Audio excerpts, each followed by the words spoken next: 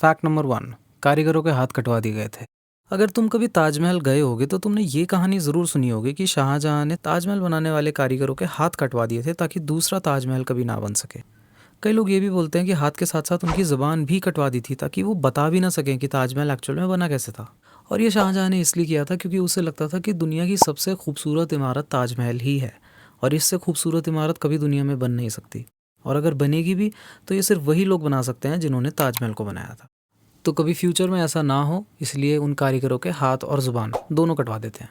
और सच बताऊं तो ये कहानी इतनी ड्रामेटिक है कि लगभग हर इंसान जो पहली बार इस कहानी को सुनता है वो इस पर विश्वास कर ही लेता है। और ये कहानी सालों से टीवी शोज, स्टोरी बुक्स और टूरिस्ट गाइड्स के ज़रिए इतनी बार रिपीट हो चुकी है कि लोगों ने इसी को हिस्ट्री समझ लिया है। लेकिन जब हिस्टोरियंस ने उस दौर के मुग़ल रिकॉर्ड्स, पर्शियन डॉक्यूमेंट्स और बाकी सारी राइटिंग्स को खंगाला तो उन्हें इस बात का एक भी मजबूत सबूत नहीं मिला। आज अगर एक्सपर्ट से ये चीज़ पूछी जाए तो एक्सपर्ट सिर्फ इसे एक कहानी ही बताएंगे। लेकिन अब जो हम अगला फैक्ट डिस्कस करने वाले हैं वो आप अपनी आंखों से देख सकते हो।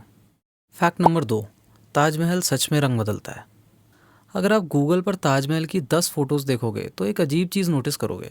हर फोटो में उसका रंग थोड़ा अलग दिखता है, कहीं हल्का गुलाबी, कहीं बिल्कुल सफ़ेद, और कहीं चांदनी रात में हल्का सा नीला या गोल्डन।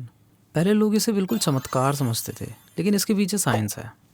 ताजमहल मकराना मार्बल से बना है, जिसे संगमरमर भी बोलते हैं। ये मार्बल सनलाइट, मॉइस्चर और एटमॉस्फेयर के हिसाब से अपनी लाइट को अलग अलग तरीके से रिफ्लेक्ट करता है। इसी वजह से ताजमहल सुबह की नरम रोशनी में बिल्कुल गुलाबी सा लगता है, और दोपहर में बिल्कुल ब्राइट वाइट लगता है, और जब बिल्कुल चांदनी रात होती है तो ऐसा लगता है कि ये नीला हो गया है, या फिर कभी कभी ऐसा लगता है कि ये गोल्डन कलर का हो गया है। फैक्ट नंबर 3, परफेक्ट बिल्डिंग जो एक्चुअली में परफेक्ट नहीं है। दुनिया भर के आर्किटेक्ट्स ताजमहल को एकदम सिमेट्री का मास्टरपीस मानते हैं, क्योंकि अगर आप ताजमहल के बीच में खड़े होकर देखो तो लेफ़्ट और राइट साइड बिल्कुल एक जैसी हैं। हर गेट, हर गार्डन, हर मीनार बिल्कुल एक जैसी बनाई गई हैं। लेकिन इस परफेक्ट डिज़ाइन में भी एक ऐसी कमी आ गई जो कि जानबूझ के नहीं हुई थी। मुमताज़ महल की कब्र बिल्कुल सेंटर में बनी हुई है, लेकिन शाहजहाँ की कब्र उसके बिल्कुल पास में है, साइड में।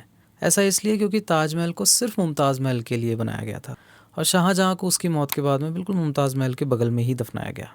और इसी डिसीजन ने दुनिया की सबसे सिमेट्रिकल बिल्डिंग्स में से एक की सिमेट्री तोड़ दी। लेकिन लोगों का कहना है कि ये प्लान शाहजहाँ का नहीं था। शाहजहाँ तो अपने लिए एक अलग से ताजमहल बनाने वाला था। फैक्ट नंबर 4, शाहजहाँ का ब्लैक ताजमहल।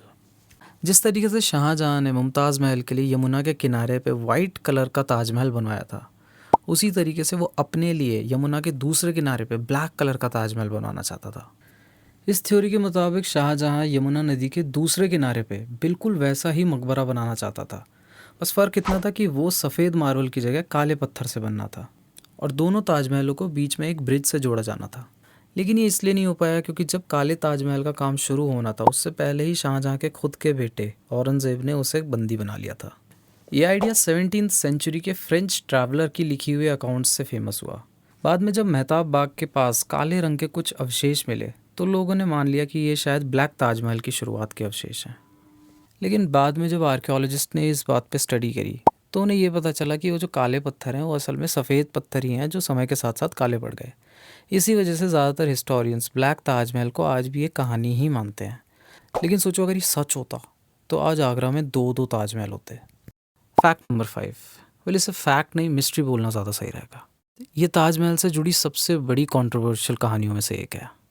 1970 में एक American architect Marvin H mills ने ताजमहल के पास एक बंद दरवाज़ा देखा।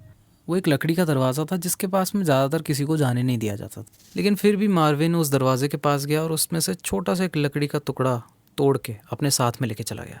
और जब उस सैंपल को एग्जामिन करा गया तो ये पता चला कि वो जो दरवाज़ा था वो ताजमहल के बनने से भी 250 साल पुराना था। मतलब ये था कि ताजमहल को स्क्रैच से नहीं बनाया गया था, ताजमहल को किसी और स्ट्रक्चर के ऊपर बनाया गया था। लेकिन यहीं से स्टोरीज़ और थ्योरीज़ अलग अलग होने लग जाती हैं। इन दावों को सपोर्ट करने वाला कोई भी कंक्लूसिव हिस्टोरिकल रिकॉर्ड या ऑफिशियल एविडेंस पब्लिक डोमेन में अवेलेबल नहीं है। इसी तरह कुछ लोग राजा जयसिंह के महल, सील्ड रूम्स और ताजमहल की असल हिस्ट्री को भी आपस में जोड़ने लगते हैं। ये थ्योरी सालों से डिबेट का हिस्सा रही हैं, लेकिन जो मेन स्ट्रीम हिस्टोरियंस हैं वो इन्हें इस्टेब्लिश्ड हिस्टोरिकल फैक्ट नहीं मानते हैं, और इसीलिए आज भी ताजमहल के वो बंद कमरे और उससे जुड़ी कई सारी कहानियाँ भारत के सबसे बड़े हिस्टोरिकल मिस्ट्रीज़ में से एक में आती हैं।